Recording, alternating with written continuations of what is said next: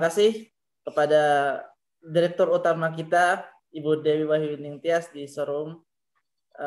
Baiklah, di sini saya Muhammad Masato akan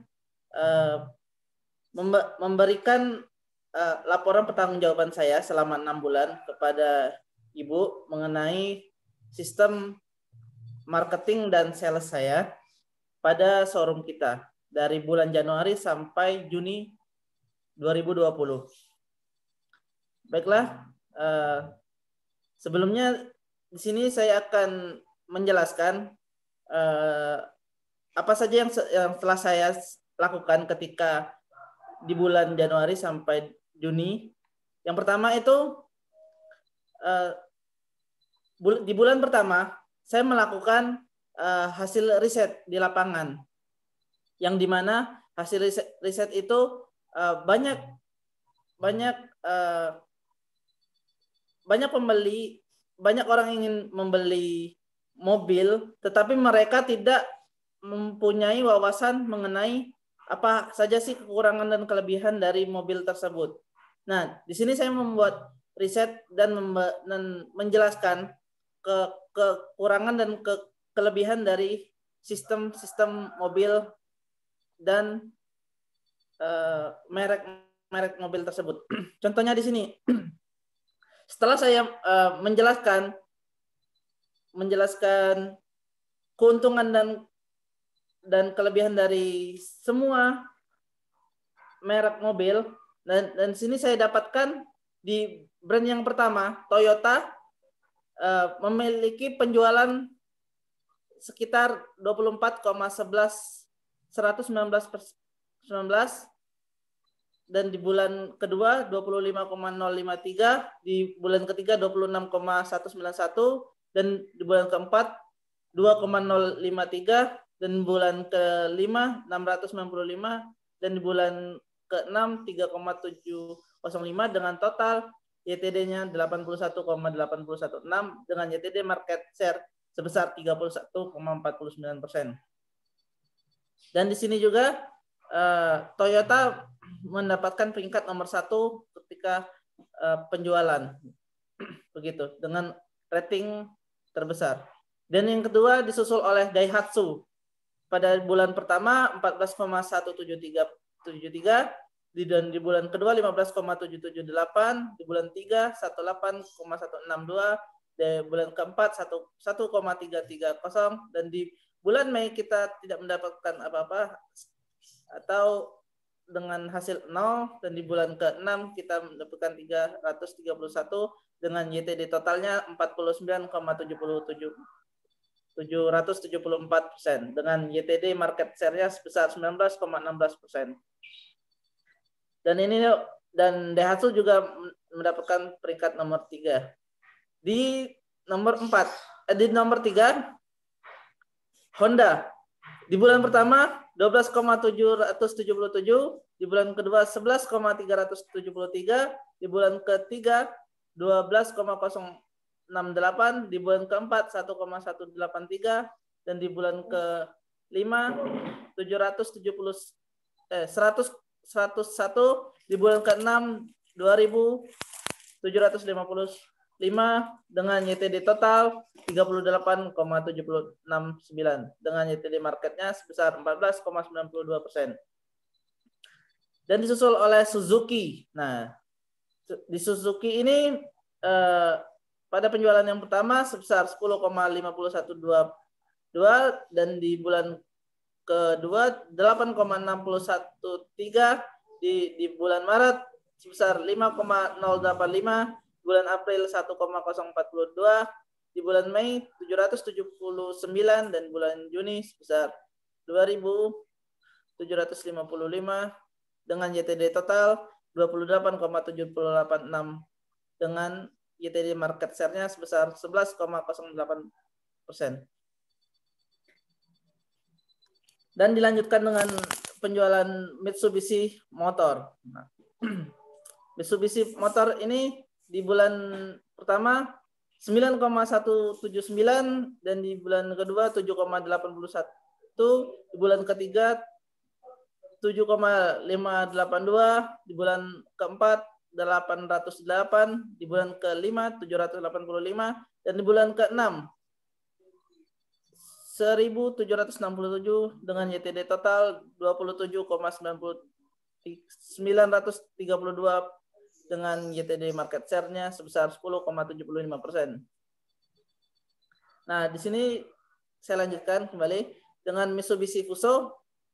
Di bulan pertama 3.116 dan di bulan kedua 3.092, di bulan ketiga 2.777 dan di bulan keempat 305 dan di bulan kelima itu sebesar 134 dan di bulan ke-6 sebesar 637 dengan YTD total sebesar 10.061 dengan YTD market share sebesar 3,87%. Dan di sini saya lanjutkan dengan Isuzu besar 2.331,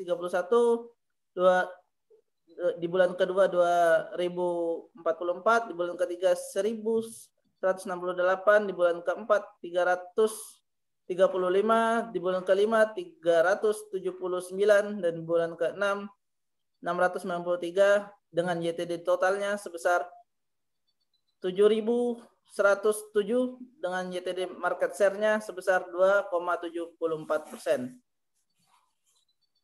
Saya lanjutkan dengan Hino. Di bulan pertamanya 1.465, Februarinya dengan 2.004 dan bulan ketiganya sebesar 1.168, di bulan keempatnya dengan 339, di bulan kelimanya 251 dan di bulan enamnya sebesar 634 dengan YTD totalnya sebesar 5,861 dengan YTD market share-nya sebesar 2,26%. Selanjutnya dengan Nissan. Oke, di bulan pertama dengan 585, di bulan keduanya 845, di bulan ketiganya 600, di bulan keempatnya 58, di bulan Mei-nya 57 dan bulan ke-6-nya 156 dengan YTD totalnya 2.301 dengan YTD market share 0,89%.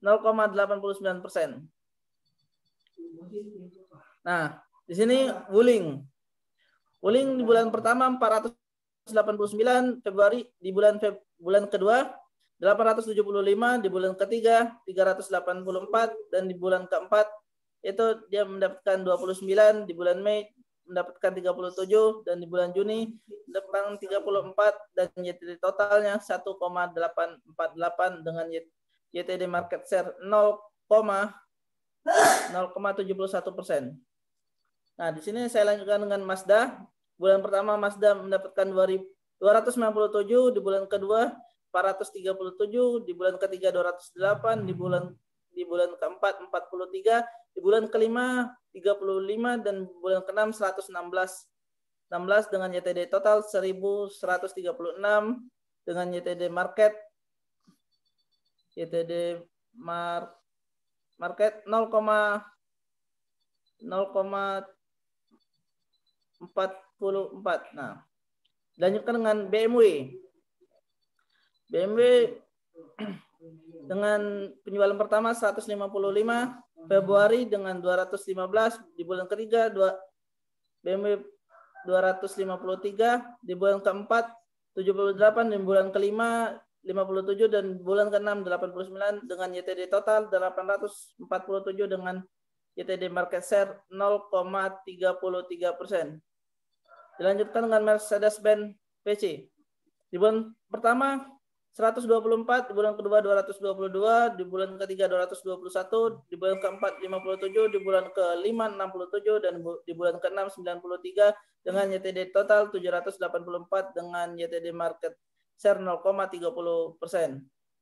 Dan dilanjutkan dengan DFSK dengan di bulan pertama 243, di bulan kedua 304, di bulan ketiga 101, di bulan keempat 25, di bulan kelima 33 dan di bulan ke-6 54 dengan YTD total 760 dengan YTD market share 0,29%. Dan dilanjutkan dengan Lexus. Di bulan pertama 32, di bulan kedua 127, di bulan ketiga 155, di bulan keempat 37, di bulan kelima 21, dan di bulan ke-6 70. Dengan YTD total 447 dan YTD market share 0,17. Kita lanjutkan dengan Mercedes-Benz yang CV.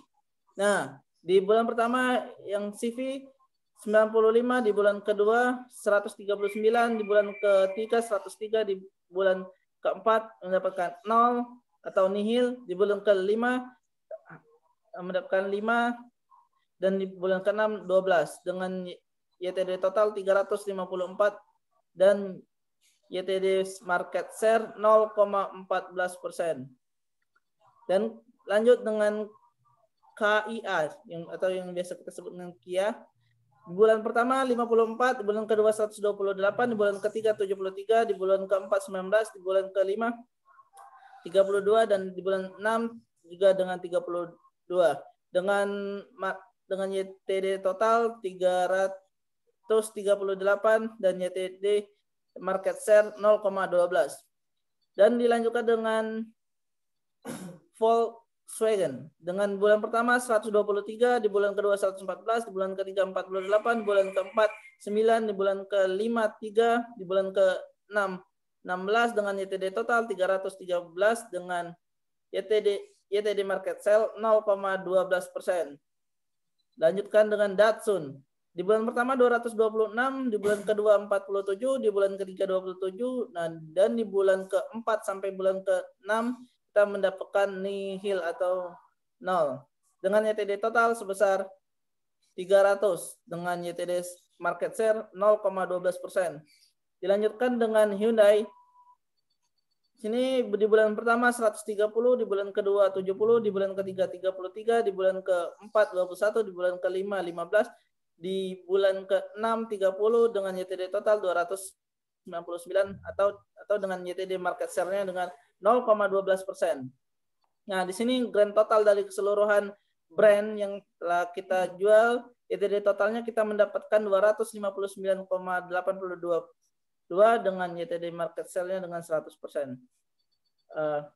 Langkah yang baiklah, saya akan menjelaskan tentang apa saja yang telah saya lakukan selama penjualan ini. Oke, di bulan pertama saya melakukan pembagian brosur mengenai semua mobil-mobil dan harga-harganya. Terus dengan 1000 lembar formulir dan pamflet. Di bulan kedua juga begitu, saya menambahkan 200 formulir untuk penjualan, jadi total 1200 di bulan 2. Dan di bulan 3 saya menambahkan 100 formulir dan dengan total 1300 formulir.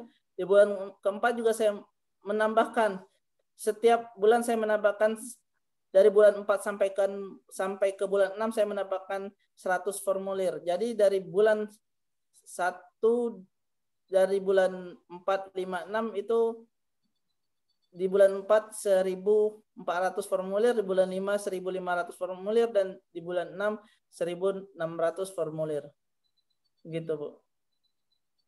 Oke, di sini juga saya melakukan hasil riset dan kepuasan dari pelanggan, apa saja sih yang dikeluhkan oleh pelanggan tersebut, mungkin dari tempat duduk dan dari tempat dari segi model mobil. Dan yang di sini yang setelah saya rangkum adalah mereka mengeluhkan tentang besar dan bentuknya tempat duduk tersebut. Tetapi ada juga pelanggan yang setuju dengan apa yang telah saya sampaikan. Contohnya tidak semua pelanggan menyukai tempat setir atau tempat duduk driver yang terlalu besar atau kecil. Karena apa? Kita juga bisa menyesuaikan apa yang namanya tuh tempat.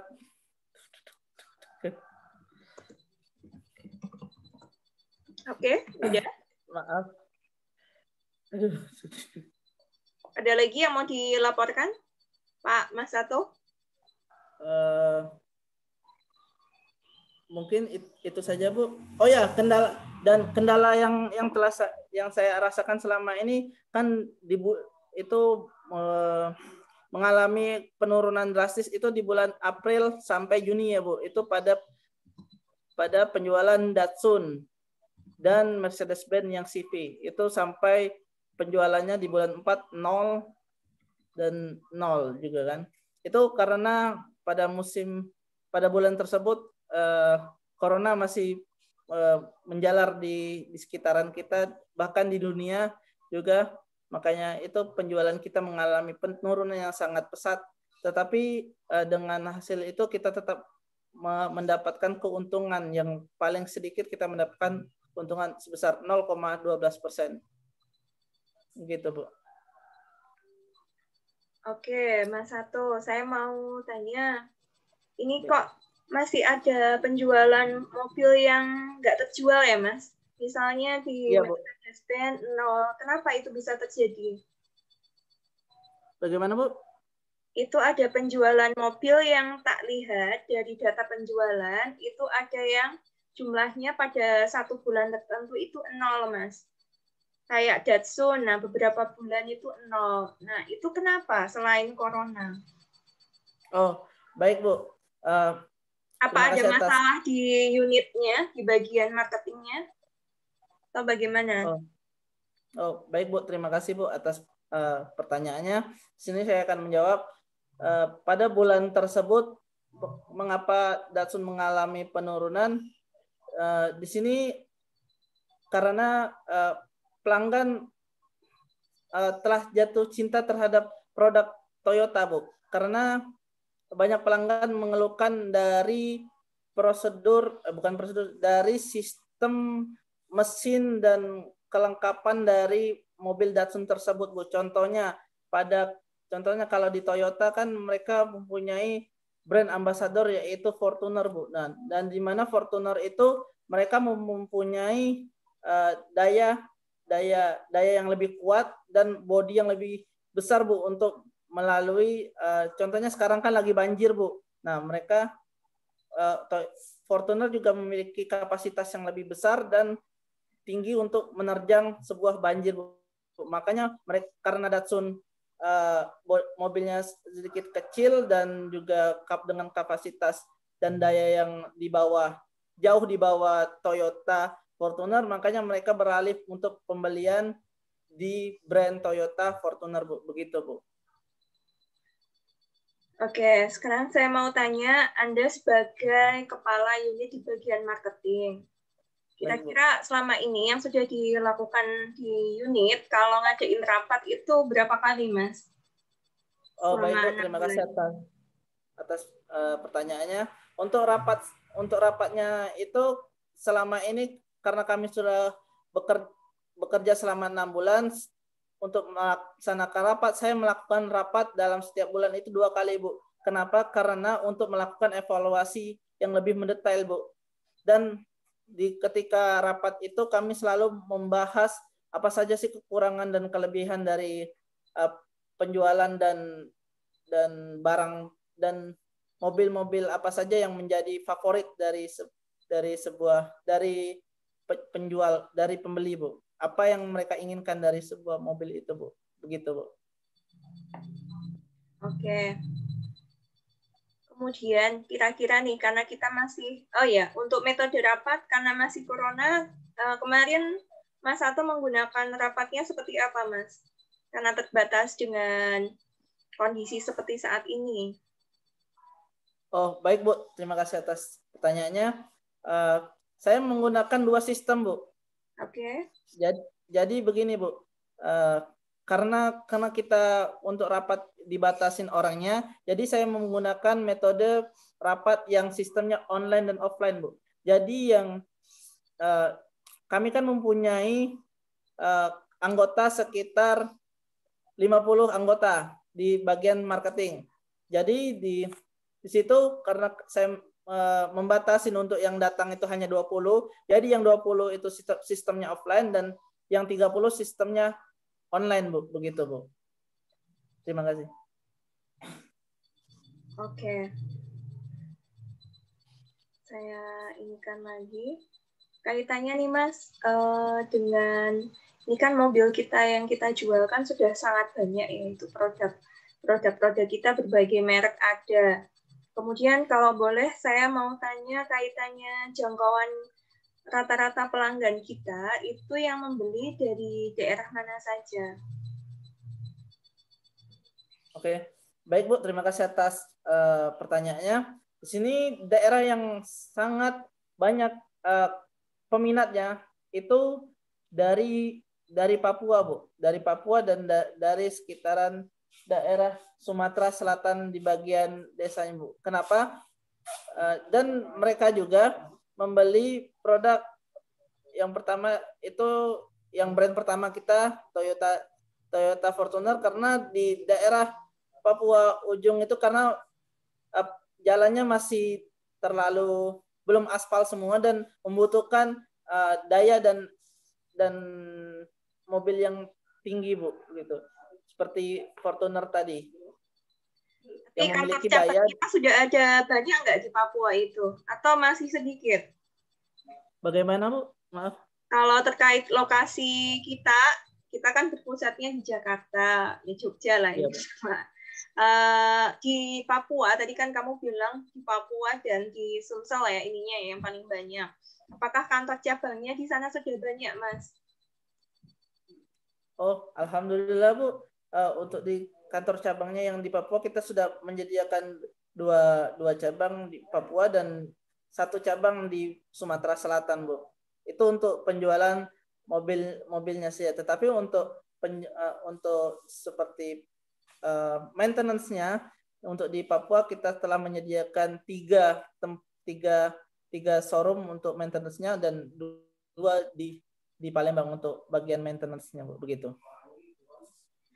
Oke, dua pertanyaan terakhir. Yang pertama saya mau tanya kaitannya, karena oke lah kita masih bisa untung ya Mas, tapi kita tidak tahu corona ini sampai kapan, mungkin bisa sampai bertahun-tahun dan lain sebagainya.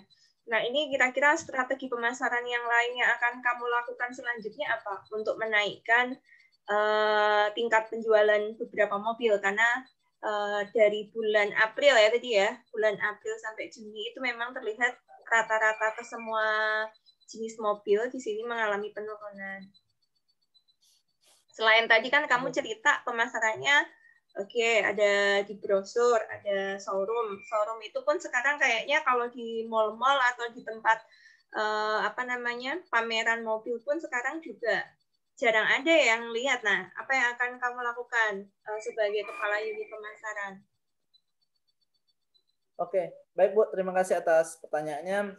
Nah, langkah yang pertama saya akan lakukan untuk memperbaiki penjualan kita, itu yang pertama saya akan membuat media sosial untuk menambah atau sebagai penunjang tambahan untuk penjualan kita. Dan yang kedua saya akan langsung terjun ke lapangan langsung untuk mengetahui apa sih yang terjadi sampai penjualan ini sangat drastis. Dan yang ketiga saya akan meninjau ulang dan mendengarkan arahan dari pembeli mobil tersebut, apa saja sih yang mereka butuhkan untuk kembali menginginkan pembelian itu naik menjadi drastis gitu, Bu. Jadi saya tangkap tadi lewat media sosial, kemudian ada ke lapangan, itu aja. Iya, Bu. Dua itu yang paling dalam tahap dekat ya. Iya, Bu. Kaitannya harga, apakah kita tetap membikinnya tetap Mas, atau justru karena pandemi untuk meinikan minat dari karyawan kita turunkan, atau bagaimana kalau dari kamu sendiri? Oh, Baik Bu, terima kasih atas pertanyaannya.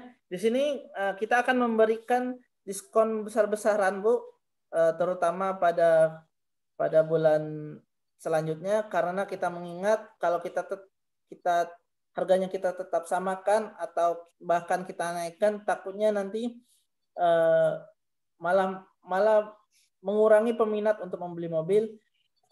Dan di sini saya akan memberikan diskon sebesar 30% pada pembelian cash dan memberikan diskon sebesar 25% pada pembelian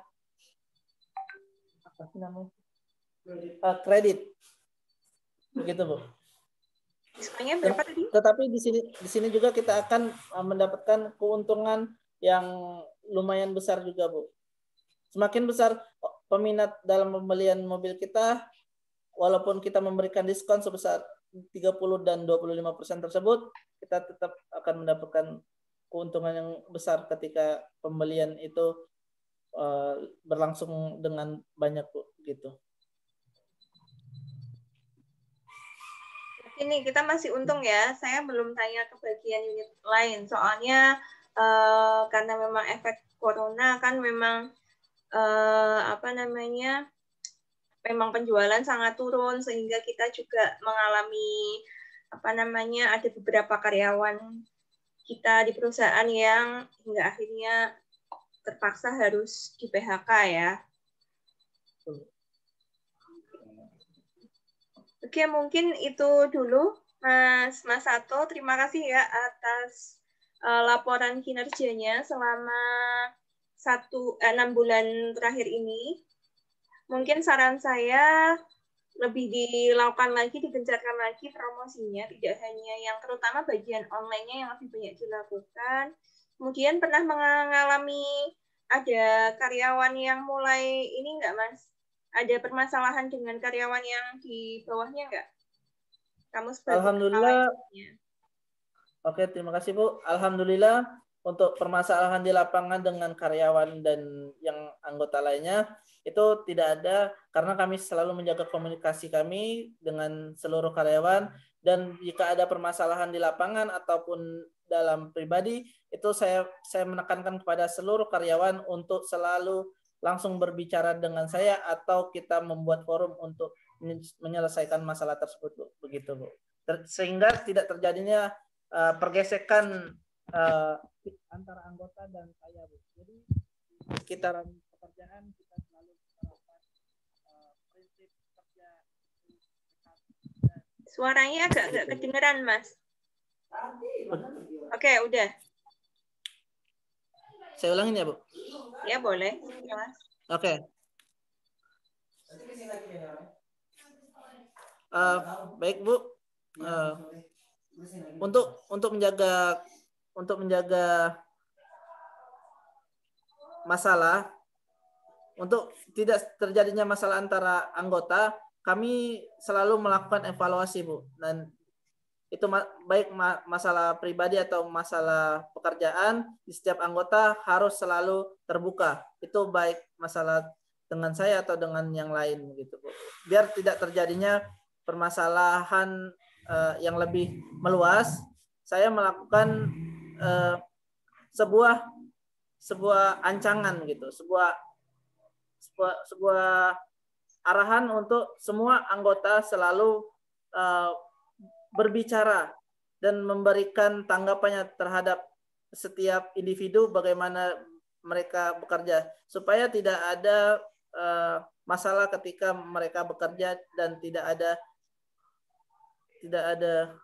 maaf, ada yang menelpon. Tidak ada slack di antara slack topik. Ya, tidak ada masalah, tidak ada perpecahan di antara setiap anggota, Bu, begitu. Oke, terima kasih Mas Sato. Silakan dilanjutkan pekerjaannya ya. Terima kasih. Baik, Bu. Mudah-mudahan kebutuhan penjualan mobil kita di tahun berikutnya meningkat. Oke. Baik, Bu. Terima kasih, Bu. Yuk dilanjutin Mas Wahyudi. Komennya untuk Mas Sato nanti aja ya. Saya udah ya, Bu, terima kasih udah ikut. Wahyudi udah siap?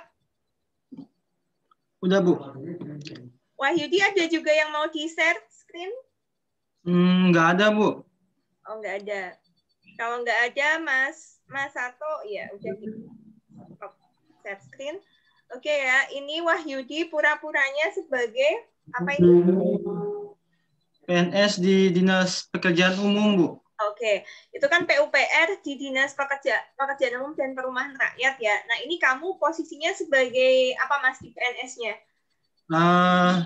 Berhubung saya di PNS bagian PUPR itu saya bertugas sebagai pengawas pekerjaan, Bu. Oke, pengawas pekerjaan ya. Ini yang di pusat apa khusus daerah? Daerah, Bu. Daerah di mana? Di Bintuni, Bu, di tempat saya, Bu. Oh, di Papua ya? Iya, Bu. Oke. Oke, tak panggil ya. Oke, Mas Wahyudi, silakan dilaporkan hasil kinerjanya selama 6 bulan terakhir terkait di unitnya, yaitu di PUPR, Kementerian Pekerjaan Umum dan ini ya, Dinas Pekerjaan Umum dan Perumahan Rakyat. Silakan untuk di daerah Bintuni. Assalamualaikum warahmatullahi wabarakatuh. Waalaikumsalam. Yang saya hormati Bu Dewi Wamintia selaku Kepala Dinas PUPR Kabupaten Teluk Bintuni. Saya akan melaporkan hasil pengawasan saya sebagai anggota dalam pelaksanaan kegiatan bulan Januari sampai bulan Agustus dalam pengawasan pembuatan jalan dan perawatan jalan Stengkol Mogoy Baru, kurang lebih dengan panjang 10 km dengan pembangunan pengerasan jalan dan pembuatan jembatan kurang lebih 5 unit. Dalam pengawasan ini saya selaku perwakilan dari Dinas PUPR yang ditunjuk untuk mengawasi pekerjaan itu. Untuk pekerjaan itu sendiri dilaksanakan pada bulan Januari 2020 dan selesai di bulan Agustus 2020. Dengan pekerjaan itu telah dikerjakan pembuatan pengerasan jalan dengan penimbunan menggunakan batu dan pengerasan, dan telah membangun jembatan sebanyak 5 unit dengan bahan kayu. Untuk pekerjaan sendiri dari hasil pengawasan saya telah terlaksana dengan baik. Memang ada sedikit koreksi dari saya untuk pekerjaan itu biar agak sesuai dengan kontrak yang telah disepakati. Untuk evaluasi sendiri ada beberapa ruas jalan yang telah dilakukan pengerasan, ternyata masih ada kerusakan akibat kurang kuatnya dasar tanahnya sendiri karena ada air melewati jalan. Setelah dilihat di lokasi ternyata harus dibangun parit kiri kanan. Atas dasar itu kami telah instruksikan kepada kontraktor yang bersangkutan untuk membangun parit kiri kanan agar air saat hujan tidak melewati jalan. Setelah itu untuk jembatan sendiri hasil evaluasi kami setelah sesuai dengan apa yang diharapkan, sesuai kontrak, nilai kontraknya sesuai dengan apa yang dibangun, tidak ada masalah. Tinggal mungkin setelah itu mungkin akan ada pelaksanaan perawatan. Untuk jalan sendiri dengan rencana awalnya 6 bulan, ternyata ada terlewat 1 bulan pekerjaan karena terkendala corona bulan Maret April, karena tidak bisa dilaksanakan full karena harus melakukan pembatalan pekerjaan sementara karena sempat ada terjadi corona, dan dilaksanakan bulan Mei dan mulai melakukan pekerjaan lagi dengan sistem cepat siang malam agar bisa sesuai target, nyata melenceng 1 bulan. Terus kendala yang kami hadapi selama melakukan pengawasan adalah lokasinya yang sangat jauh dari kota dan infrastruktur jalan yang kurang menunjang sendiri, maka agak karena menjadi kendala sendiri untuk kami ke lokasi karena jalan ke lokasinya agak berat. Makanya itu salah satu kendala yang kami hadapi. Selain itu mungkin kendala cuaca yang tidak mesti, karena di tengah hutan yang sering terjadi hujan secara tiba-tiba yang mengakibatkan terkendalanya pekerjaan. Terus yang tiga mungkin itu aja untuk kendalanya. Selebihnya pekerjaan sesuai dengan rencana yang diharapkan.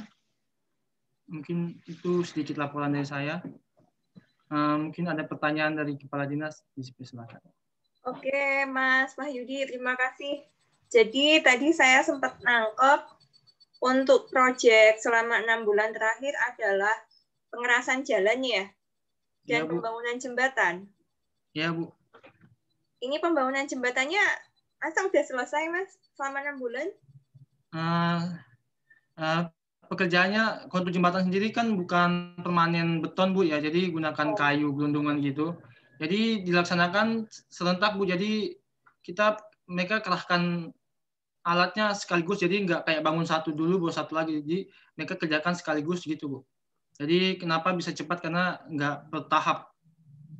Oke, kenapa kemarin pembangunan untuk jembatannya kenapa nggak bikin jembatan yang memang benar-benar kokoh ya, tapi malah dari materialnya dipilihnya kayu. Kenapa, Mas, kemarin? Kalau untuk sesuai perencanaan awal ya, Bu, untuk jalan itu sendiri kan belum dilaksanakan pengaspalan. Jadi umpama kalau dilaksanakan, terus terbatasnya dana APBD juga ya, Bu. Jadi kenapa kami untuk tahap yang ini masih gunakan kayu, karena dialihkan untuk jembatan yang lain, Bu, yang sangat membutuhkan. Jalan ini kan masih, kalau dihitung dengan kayu, pembuatan jembatan dengan kayu bisa bertahan kurang lebih 2 tahun, Bu. Nah, setelah 2 tahun itu baru nanti mungkin ada perencanaan kemudian dengan menggunakan beton dan jalan sekalian mungkin diaspal, Bu. Oke, karena kayu kan juga tidak kuat dengan beban yang berat ya. Maksudnya misalnya itu jembatannya dilewati oleh motor dan kendaraan kan mungkin tidak akan tahan ya. Gitu. Ini Mas Satu ada yang mau ditanyain. Sebentar ya, Mas. Nanti habis saya bentar. Oke, selanjutnya saya mau tanya ke... Kalau boleh nunjukin ini nggak, Bu? Foto jembatannya, Bu? Boleh. Nah, itu biar kita semakin yakin yang sudah dikerjain.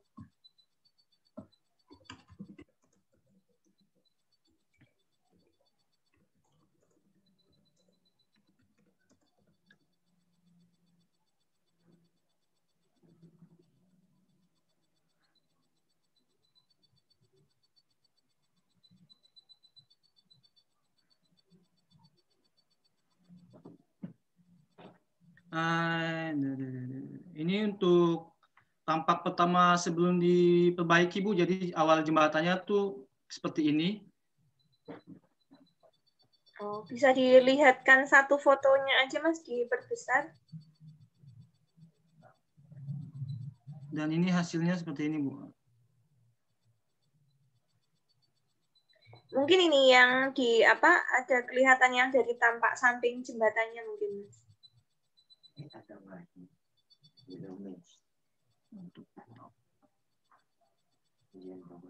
Kalau untuk tampak sampingnya nggak ada, Bu, cuma adanya yang seperti udah jadi gini aja, Bu. Oh ya udah, nggak apa-apa diperbesar, coba, Mas.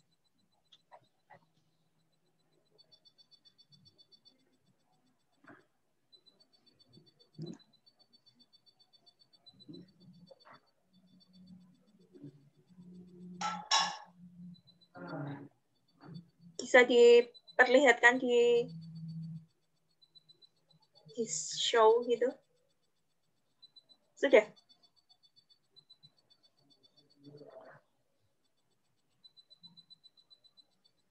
Belum nampak?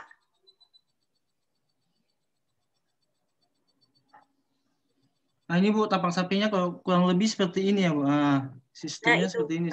Boleh diklik 2 kali, Mas, di situ. Mana ya. Atau preview mungkin.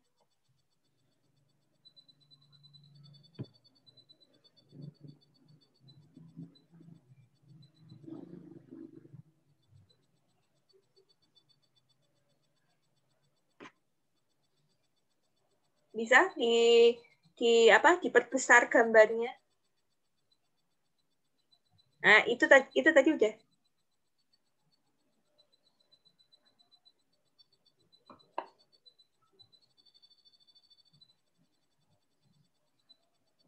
Ya udah, nggak apa-apa Mas Wahyudi.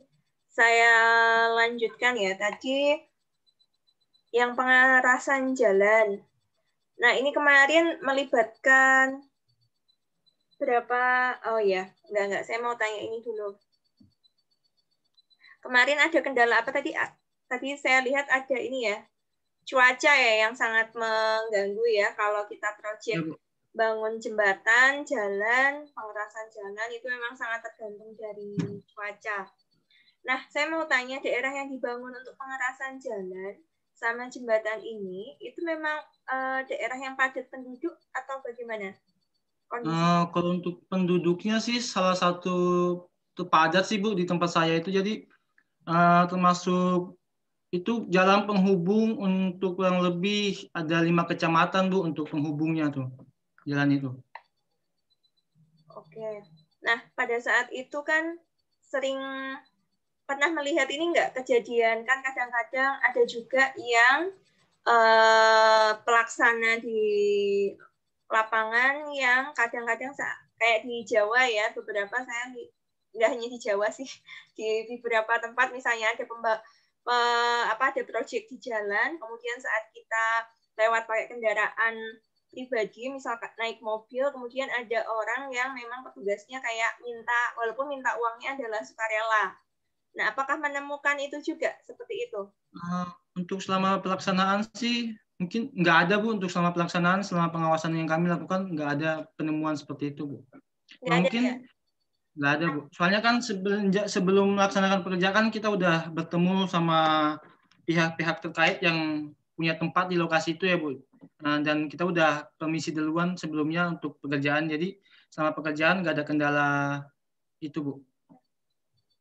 Jadi tidak ditemukan oknum yang kayak gitu ya?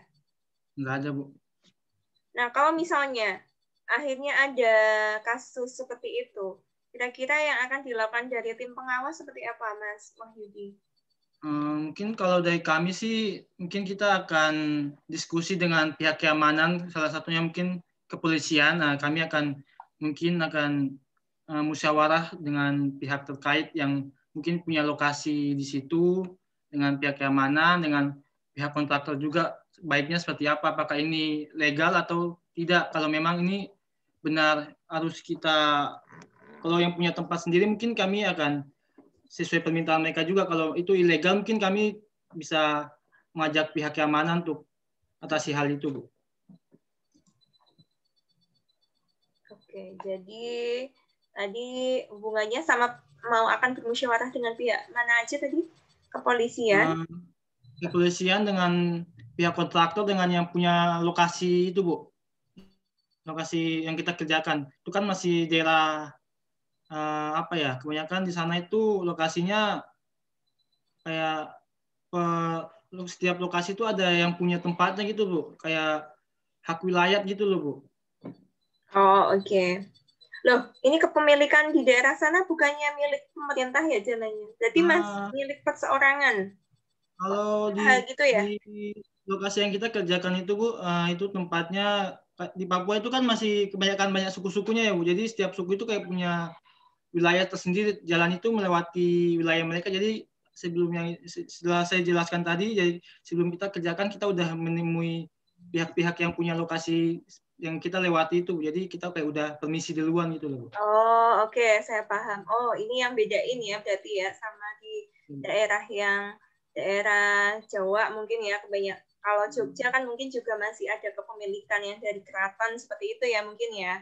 Kalau di Papua dari suku-sukunya. Nah, saya sembari tertarik jadinya kaitannya kalau bagaimana sih cara untuk pendekatannya, karena kan memang kalau yang namanya di daerah Papua karena masih banyak sukunya dan sangat menjunjung ininya ya adat istiadatnya, dan juga mungkin kan orang di Papua maksudnya yang sukunya yang agak saat dibangun ini pendekatan yang dilakukan seperti apa terhadap penduduk sekitarnya, Mas? Karena kan mungkin agak berbeda ya sama yang dilakukan di daerah Jawa untuk meyakinkan boleh dibangun jembatan dan dibangun proyek pengerasan jalan. Ya, Bu, untuk pendekatan pertama biasanya kami dengan pihak kontraktor akan bertemu dengan kepala suku yang punya lokasi itu, Bu. Jadi kita kayak permisi dulu, kami ada mau bangun jalan untuk melewati wilayah Anda. Ini kan membangun untuk kepentingan bersama, untuk kepentingan kalian bersama juga. Nanti terkadang di situ nanti ada permintaan-permintaan mereka seperti mungkin bayar hak wilayah atau mungkin harus ada acara adat atau mungkin kayak contohnya kayu ini kan yang kami dapat laporan dari pihak kontraktor, satu gelondongan kayu ini dihargai 10 juta, Bu. Jadi dihitung aja jumlah berapa kayu yang dipakai untuk bangun jembatan itu dibayar, Bu, biasanya. Pernah menemukan kendala nggak saat melakukan approach atau pendekatan ke kepala sukunya tersebut? Kenapa, Bu? Pernah ada kendala saat melakukan pendekatan? Misalnya, nggak mau Mas, proyek seperti ini nanti merusak lingkungan dan lain sebagainya, kan otomatis ini. Pernah ada kendala? Untuk kendala tersendiri mungkin lebih ke ini sih, Bu, soal kayak harga kayunya terkadang nggak sesuai dengan keinginan mereka. Jadi kalau untuk mereka menyambut baik sih untuk kayak pembangunan jalan, pembangunan jembatan tuh mereka sambut baik banget karena mereka juga sangat membutuhkan kan, Bu. Untuk kayak akses ke kota terkadang susah juga kalau nggak dibangun kadang-kadang. Jadi mereka kalau untuk ini mereka sih terima-terima aja, tapi yang biasa yang jadi kendala tuh kayak mereka terkadang minta harga per kayunya tuh agak mahal, Bu. Jadi terkadang memberatkan untuk pihak kontraktor sendiri. Ya, itu sekarang jadi kendala tersendiri juga sih, Bu, untuk lobby-lobby soal harga kayu-kayu gini, Oh, Bu. karena kayunya stoknya dari pihak yang sukunya itu ya? Iya, Bu, kan soalnya kan ini kayu kita ambilnya kan di wilayah mereka, Bu. Ya terkadang mereka minta hak wilayah gitu loh, Bu. Oh, ini yang mungkin agak mereka minta lebih di harganya itu ya? Iya, Bu. Oh.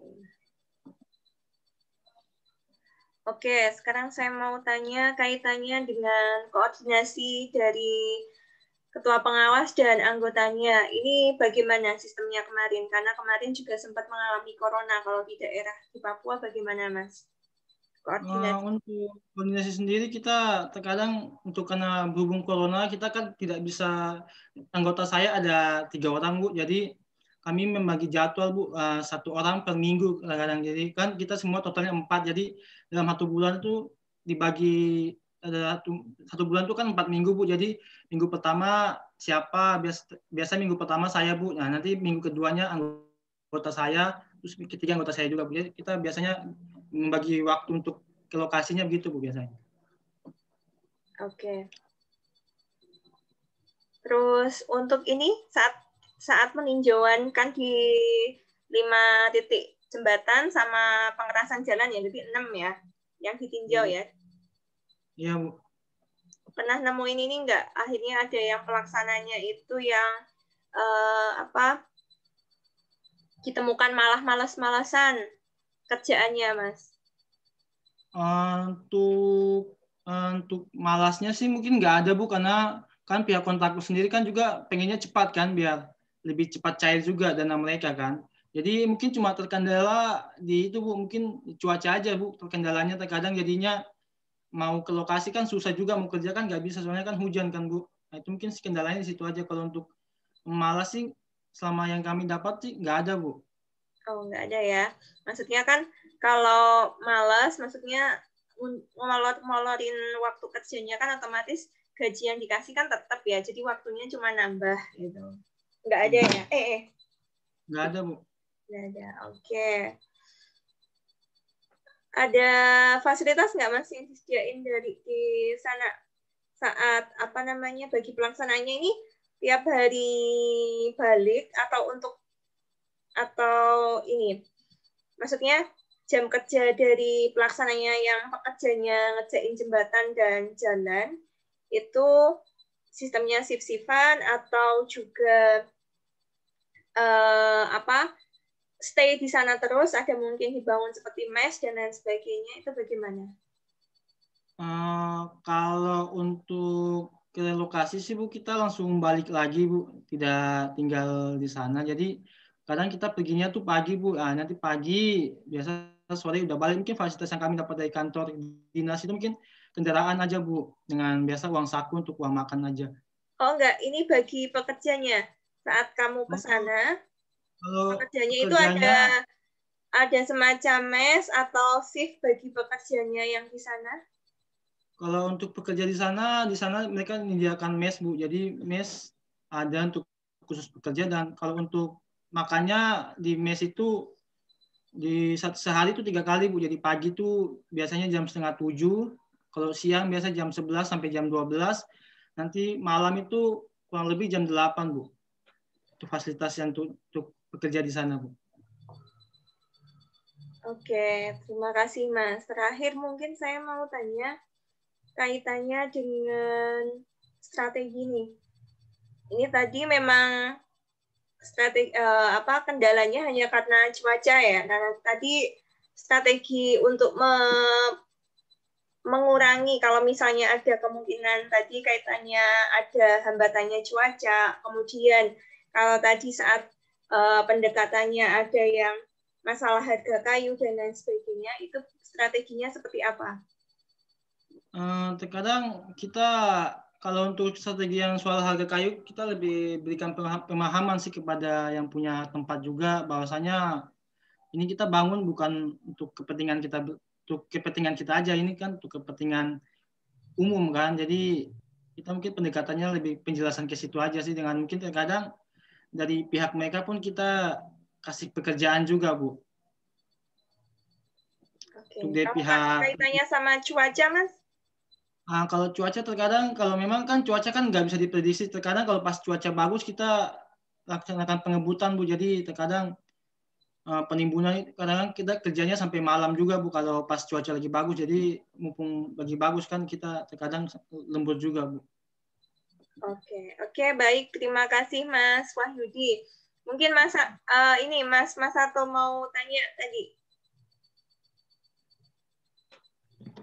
Oke. Saya persilakan. Baik, Bu. Terima kasih atas waktunya. Oke. Mas Wahyudi, sebelumnya saya mau bertanya, dana yang digelontorkan untuk membuat dana yang turun dari itu kan, kamu kontraktor ya Mas Wahyudi ya? Saya sebagai pengawas dari Dinas PU. Oke. Itu dana yang dibutuhkan untuk pembuatan jembatan itu tadi berapa ya Mas Wahyudi kalau boleh tahu? Untuk kita kalau hitung nilainya itu kurang lebih total pekerjaan itu kurang lebih nilainya ada 12 M Mas. 12 M untuk satu jembatan ya? Bukan, untuk total pekerjaan itu dari 5 jembatan dengan luas jalan sepanjang 10 km. Oke. Itu tapi kan biasanya tidak dalam pengerjaan biasanya kan enggak seluruhnya dana itu habis kan ya. Jadi masih ada sisa kan biasanya kan. Nah, terus itu substansi total untuk ke tingkatan selesainya dalam berapa persen tuh Mas biasanya? Misalnya dananya 12 M itu habis ya kan Mas ya? Ya. Atau 12 M itu udah emang itu hitung-hitungan kalian bersih atau masih ada sisa untuk pembuatan itu? Nah, ini kan konteksnya kan kita sebagai di dinas kan kita yang punya uang nih. Kita terkadang kan nanti yang dikerjakan bukan kita yang kerjain, tapi kita sebagai pengawas doang. Jadi yang kerjain itu pihak ketiga. Jadi ya soal keuntungan atau tidak kan itu soal dari pihak ketiga. Yang penting kan kita mintanya kan pekerjaan sesuai dengan yang kita inginkan kan, kualitasnya sesuai apa yang kita inginkan. Entah nanti rugi atau untungnya kan kembali ke pihak ketiga itu, yang kita inginkan kan cuma kualitas dari pekerjaan itu aja. Oke. Oh, begitu ya. Kenapa kita melaksanakan pengawasan? Karena kita menjaga kualitas yang kita tetapkan gitu. Oh, kualitas yang kalian kerjakan itu biasanya berapa persen Mas? Atau 100% atau 90% biasanya? Kualitas yang untuk kita mintanya kan biasanya kita hal umum kan terkadang lebar jalan itu terkadang kurang lebih berapa ya? 4 meter lah. Kurang lebih lebar jalan kan 4 meter dengan ketebalan 30 cm. Jadi timbunan itu tidak boleh kurang dari 30 cm. Jadi kadang kalau kurang kita laporkan ke mereka, mereka langsung melaksanakan penimbunan lagi. Jadi kita minta kualitasnya seperti itu contohnya. Jadi soal nanti rugi atau tidak kan itu tergantung pihak ketiganya nanti. Kita kan cuma minta kualitas gitu, Mas. Oke, baik. Yang kamu ketahui, kalau boleh tahu, itu biasanya tingkat keuntungannya berapa persen, Mas Wahyudi, biasanya yang kamu ketahui untuk satu proyek tersebut, tingkat keuntungan? Kalau dalam hitung rupiahnya sih mungkin 3 M-an lah mereka dapat itu kalau hitungan kami ya. Tapi kan soal pastinya kan kurang tahu juga. Oh, baik. Terima kasih Mas Wahyudi atas jawabannya.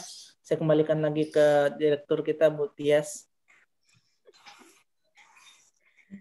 Oke, makasih Mas Sato. Ini keuntungan buat ini ya, kontraktornya ya, Wahyudi. Iya, Bu. Kalau ini kan kalau kita dari PUPR-nya kan harusnya nggak boleh ya, maksudnya kita udah ada dana untuk alokasi ya gaji lah istilahnya kayak gitu ya. Memang kadang-kadang ditemukan juga Mas Sato, kadang-kadang proyek besar seperti ini memang banyak yang bermain jadinya ya. Karena tahu nih, kadang-kadang kan juga istilahnya kan yang ke kontraktornya itu kan juga rebut-rebutan ya, biasanya kan kayak ada lelang atau apa ya untuk menang-menangan tender seperti itu, setahu saya. Oke, keuntungannya besar banget ya, ternyata bisa ya, yang penting tetap diawasi ya kaitannya sama kualitas, karena kita kepentingannya adalah untuk kesejahteraannya rakyat. Kalaupun misalnya tadi 12M itu menurut saya perencanaannya ya. Dengan pelaksanaan sekaligus, Bu. Perencanaan kan sebelumnya udah anggaran tersendiri biasanya, Bu, kalau perencanaan itu. Oke. Ya, saya kira 12M itu adalah perencanaan, kemudian hasil akhirnya laporannya berapa, sehingga mungkin ada yang dikembalikan ke negara lagi, biasanya seperti itu. Dananya ya. Kaitannya sama dana.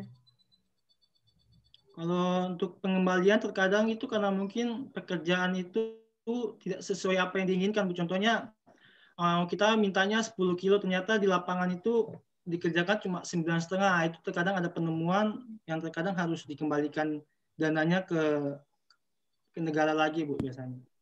Oke. Di lapangan ini kamu proyek ini ditemukan hal seperti itu? Nggak ada, Bu. Nggak ada? Oke. Oke, mungkin dari saya, satu lagi. Kaitannya untuk kegiatan selanjutnya, Mas, 6 bulan berikutnya dari proyek lainnya apa? Pengawas? Untuk proyek selanjutnya untuk 6 bulan ke depan mungkin lanjutan itu, Bu. Ini melaksanakan lanjutan dari timbunan itu, Bu. Jadi kan total pekerjaan kan ini 15 kilo, Bu. Ternyata anggaran yang ada untuk 6 bulan pertama itu cuma cukup sampai 10 kilo aja, Bu. Jadi nanti anggaran selanjutnya kita alokasikan untuk 5 kilo sisanya, Bu. Oke, baik. Mudah-mudahan tetap diawasi ya dengan sebaik-baiknya pekerjaannya di daerah Papua. Karena memang jangan sampai ada penyelewengan ya dalam melakukan pekerjaan. Gitu. Apalagi biasanya proyek itu banyak sekali ya ditemuin ininya. Temuan-temuan mungkin bisa jadi. Oke, terima kasih Mas Wahyudi ya atas kesempatannya. Oke. Nah, sekarang saya minta Mas Sato sama Wahyudi saling cross-check ke masing-masing dulu sebelum saya yang komen. Tadi mungkin Wahyudi dulu komen ke Mas Sato. Tadi kaitannya sama isi wawancaranya. Dia sebagai sales marketing. Mas Wahyudi masih di mute. Kalau untuk saya penjelasan dari Mas Sato udah baik, cuma mungkin awalnya itu aja yang pembacaan brosur ini hasil penjualan itu menurut saya nggak usah dibacakan, jadi jadinya kepanjangan kan, jadi bagusnya ditunjukin aja gitu, Bu. Untuk sisanya sih bagus, Bu. Ya, itu aja. Itu aja. Oke. Mas Sato ke Wahyudi. Baru nanti saya yang komen-komen ke kalian. Mas Wahyudi ya Bu.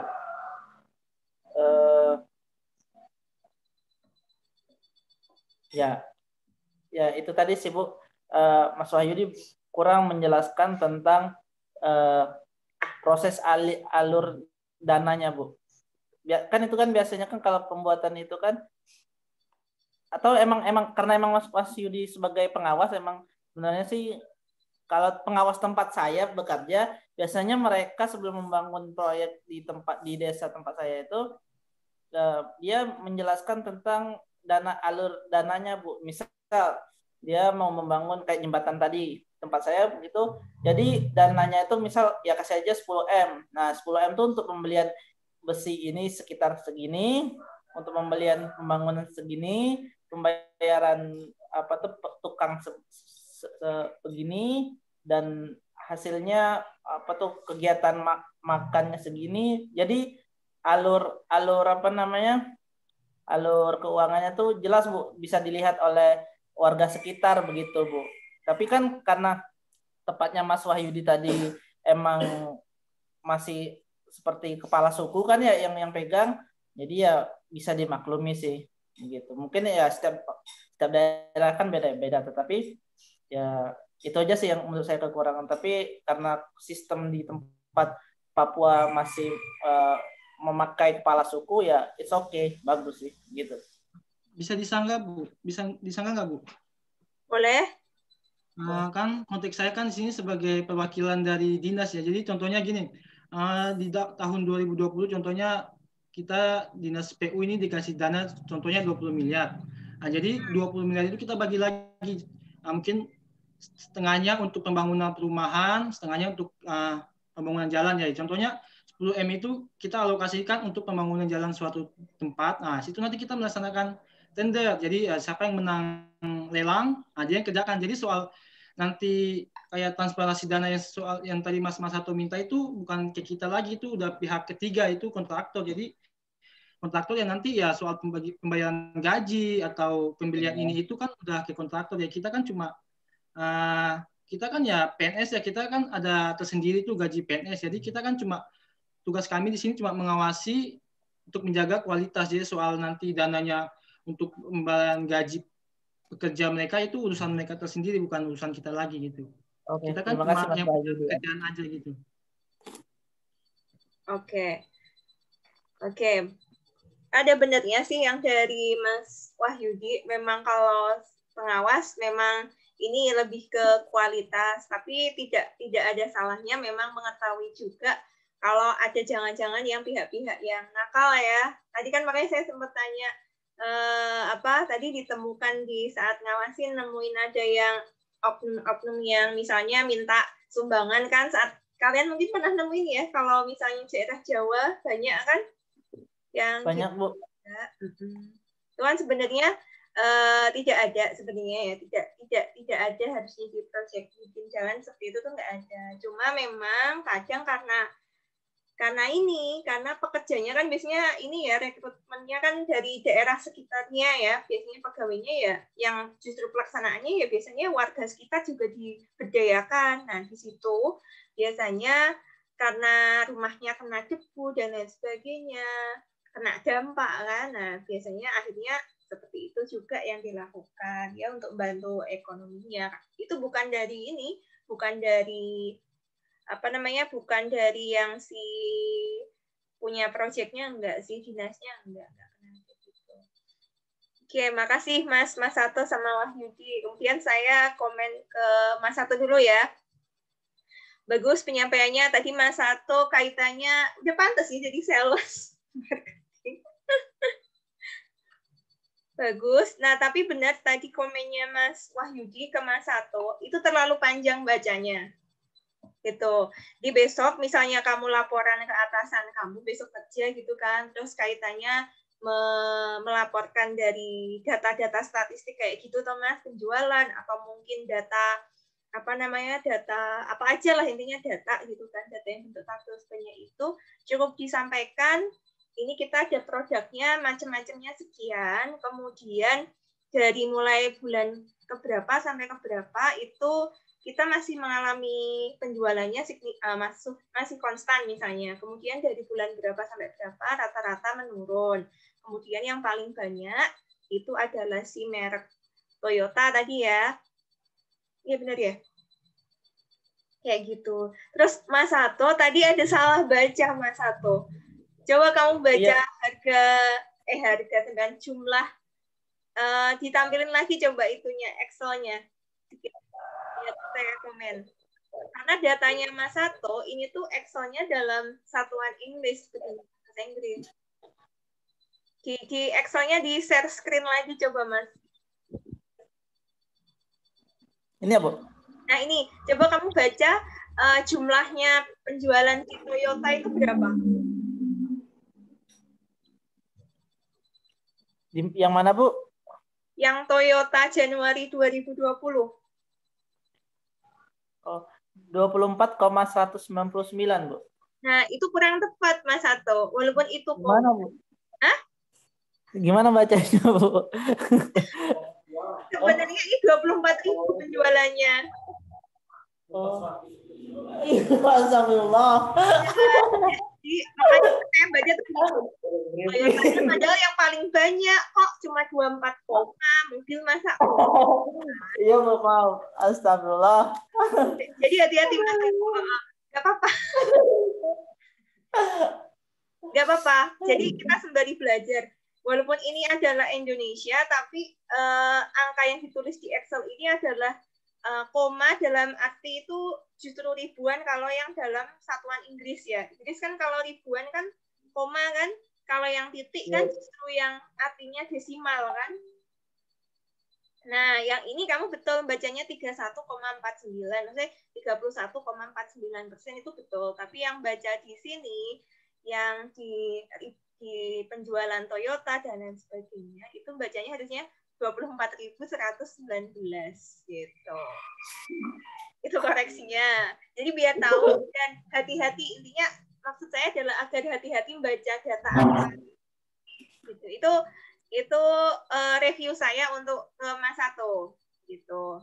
Jadi Mas Sato biar tahu, oh besok saya kalau baca data misalnya udah lulus nih dari April, kemudian kerja dan lain sebagainya, atau jadi pengusaha, baca profil dan lain sebagainya, jangan sampai salah gitu kan. Atau misalnya pas bacain ini pelanggan dan lain sebagainya. Terus tadi untuk poin-poinnya tadi kaitannya dengan aspek teknis pekerjaan sudah oke, nggak masalah. Non teknisnya juga oke, kerjasamanya ada. Inisiatifnya tadi juga sudah bisa sampai memberikan masukan strateginya seperti apa. Kemudian tadi ini yang kepribadian, karena saya tidak melihat kerjanya sikap saat di pekerjaan ya, kita cuma melihat dari sikap saat interview.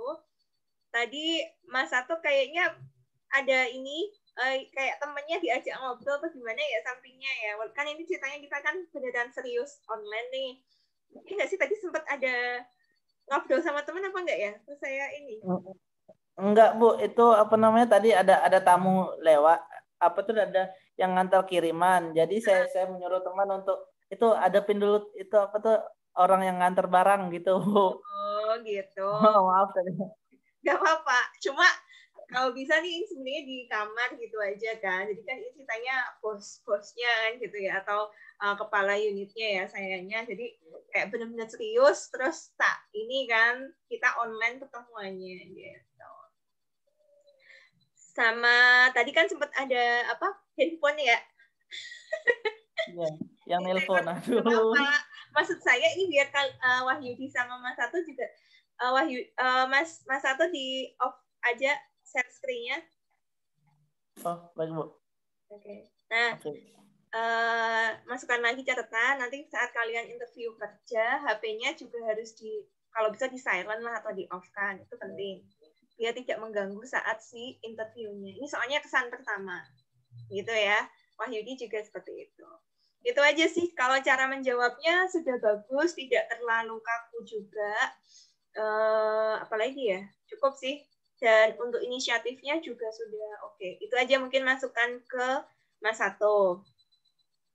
Kemudian ke Mas Wahyudi. Wahyudi menurut saya menyampaikannya sudah bagus ya. Nggak terlalu nggak terlalu panjang gitu ya penyampaian untuk laporannya, tapi juga tadi sudah langsung disampaikan kaitannya ada kendalanya yang dilakukan di sana. Kemudian apalagi tadi Wahyudi, sampai lupa kan catatan saya. Evaluasinya ada, evaluasi pembangunannya juga ada. Terus tadi sempat diperlihatkan fotonya ya, walaupun tadi dari saya nggak kelihatan Mas hasilnya yang Wahyudi diperbesarnya. Tadi kan saya sempat beberapa kali bilang ke Wahyudi, tolong diperbesar gambarnya ya, Mas Wahyudi gitu kan tadi. Nah itu mungkin kendala jaringan dan lain sebagainya. Terus apalagi ya, kaitannya sama ini. Oh ya, kaitannya sama masalah personnya atau tenaga karyawannya tidak ditemukan kendala ya. Nah ini mungkin wah bagus banget ini kerjaannya kayak gitu kan kesannya. Kalau tadi di Mas Sato dia masih membuka forum ya. Mas Sato tadi cerita gitu nggak sih? Kalau misalnya ada permasalahan saat dengan anggotanya dia buka semacam forum seperti itu ya. Iya Bu, jadi di setiap kami rapat itu kan dilakukan setiap bulannya 2 kali. Nah jadi di setiap rapat itu saya selalu membuka forum untuk setiap anggota itu untuk membicarakan apa saja sih kendala dan permasalahan kalian ketika di lapangan begitu Bu. Jadi setiap orang harus terbuka dan jikalaupun ada masalah orang yang menjadi permasalahan itu harus berlapang dada dan kami selalu bukan malah menjudge dia sebagai masalah, tetapi kami memberikan solusi dan memberikan masukan yang baik untuk semua anggota begitu Bu. Jadi terciptanya di dalam pekerjaan itu yang sehat dan cerdas begitu Bu. Oke. Nah kalau di Mas Wahyudi tadi saya mendengarkan interviewnya tidak ditemukan masalah kaitannya sama di tenaga kerjanya pelaksanaannya ya. Makanya tadi saya nanyain kalau misalnya ada kejadian yang minta sukarela itu bagaimana, kemudian kalau ada yang pegawainya yang malas tapi ternyata juga nggak ada gitu kan. Permasalahannya hanya kaitannya dengan faktor kondisi di sana ya, kondisinya karena cuaca dan lain sebagainya, itu aja.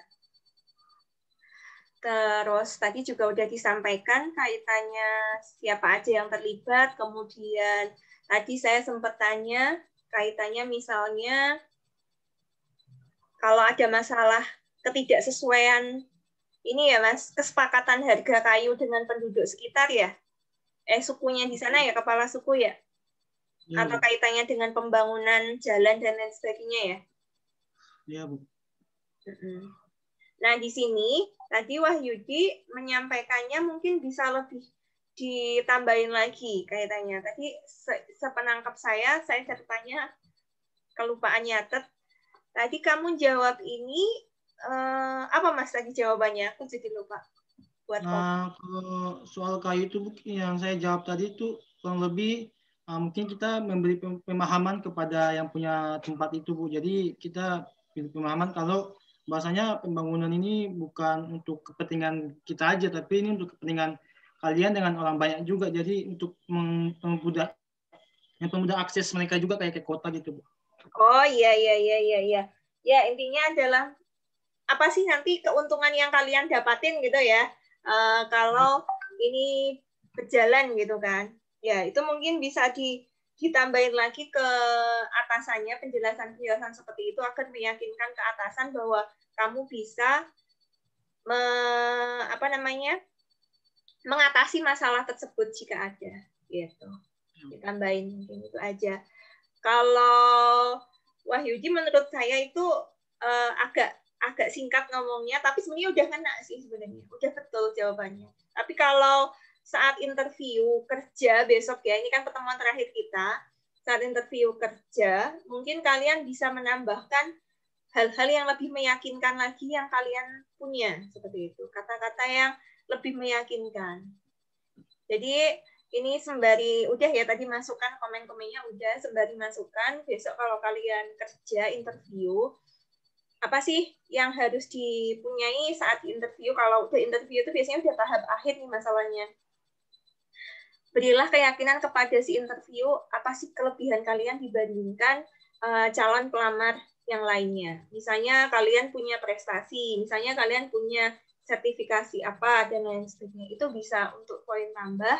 Dan kalau bisa saat interview, itu memandang si interviewernya. Itu ya. Kalau dulu saya dapat ilmunya, boleh kok mandang mata, itu boleh kok, boleh mandang mata. Tapi jangan terlalu sering ke mandang matanya ya, karena kita posisinya itu kan sebenarnya kan yang mau ya, jadi agak yang di bawah. Jadi posisinya kita harus yang agak melihat ke interviewernya ya di bawah mata lah, antara hidung gitu, hidung dan mata seperti itu. Jadi jangan nunduk sih kalau bisa seperti itu. Itu berlaku untuk Mas Sato dan Wahyudi karena kalian yang besok akan kerja. Itu mungkin. Nah, kemudian cara jawabnya seperti Mas Sato, Wahyudi, satu lagi saya ingat. Tadi setiap selesai saya tanya, si Mas Sato bilang, "Terima kasih Bu atas pertanyaannya," gitu ya. Saya ingat. Nah, ini Wahyudi perlu jawab, kasih kata-kata seperti itu. Ini buat catatan ya. Ini sembari kita, walaupun manajemen kinerja, sembari kita kasih tipsnya lah ya saat interview. Gitu. Terima kasih Pak atas pertanyaannya dan lain sebagainya. Gitu. Oke? Ada pertanyaan? Saya rasa sudah bagus semua kok. Dan kayaknya yang si Mas Sato ini tadi datanya data di mana, Mas? Ngambil data di mana? Itu sebenarnya data dari saudara sih, Bu. Oh, saudara yang kerja di sana juga? Iya. Iya? Iya. Oh, bagus sih. Di Palembang sih, Bu. Tapi yang Papua tadi saya bikin-bikin saja, Bu. Nggak apa-apa, tapi udah meyakinkan saya sih sebenarnya. Itu penting. Tapi memang besok ya meyakinkan, tapi juga tetap ada buktinya gitu. Kalau besok kita kerja. Tadi ya tipsnya seperti itu ke Wahyudi. Kalau Wahyudi tadi kayaknya betul-betul ini juga ya, karena di daerah sana ya. Wahyudi masih di mute. Iya, Bu. Oke. Itu memang proyek yang dari bulan Januari sampai Juni tadi juga? Iya, Bu. Oh iya, oke, bagus sih. Ya udah mencari dan udah bagus penyampaiannya. Anak teknik kimia kayaknya di Kementerian PUPR bisa apa enggak ya?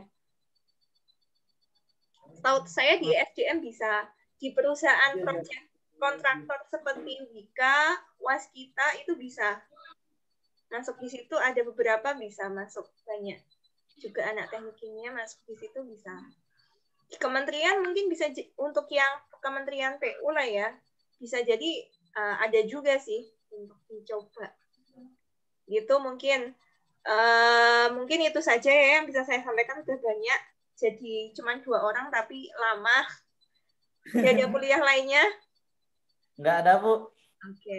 Mudah-mudahan tinggal ngerjain ya. laporan saja. Ya, oke kan? Asik kan jadinya? Asik, Bu. Gimana Wahyudi kesannya? Asik, Bu. Jadi ya. tambah pengalaman. Ya, catatan Wahyudi itu ya, kalau tiap ada yang tanya, terima kasih atas pertanyaannya gitu. Jadi kayak kita yang penginterview merasa ada, oh, ikut menghormati saya gitu. Ya, Bu. Nah, sip. Ya udah bagus, terima kasih ya. Mudah-mudahan sukses ke depannya untuk semuanya. Besok kita UAS isian apa pilihan ganda, Mas? Gimana pasal ini? Bu, kalau pilihan ganda takutnya nanti nilainya jelek itu, Bu. Ya, ya langsung keluar nilainya. ya udah isian aja ya. Isian aja tapi Bu. dikerjain sendiri gitu aja. Iya, Bu. Oke. Yap. Intinya kayak ini kok yang tak tanyakan nanti ini kamu bebas cerita nanti kaitannya ini. Kemudian yang tugasnya yang kemarin itu pasti saya keluarin kayak gitu tapi form penilaiannya beda. Kemudian kaitannya indikator kinerja. Itu aja sih sebenarnya. Yang bab 13 14 yang model apa itu model manajemen kinerja ya kalau nggak salah yang ada BSC itu bisa kalian pelajari lebih lanjut saat kalian kerja besok aja lah karena itu banyak sih nggak saya keluarin untuk bahan UAS jadi cuma 3 bab ya yang untuk UAS itu cuma instrumen apa aja sih yang untuk evaluasi kemudian indikator kinerja kemudian yang terakhir ini metode apa penilaian ininya interviewnya ini. Oke, gitu aja dari saya. Saya mohon maaf jika banyak kesalahan. Pak akhiri ya. Sukses ke depannya. Assalamualaikum warahmatullahi wabarakatuh. Waalaikumsalam warahmatullahi wabarakatuh. Waalaikumsalam, Bu.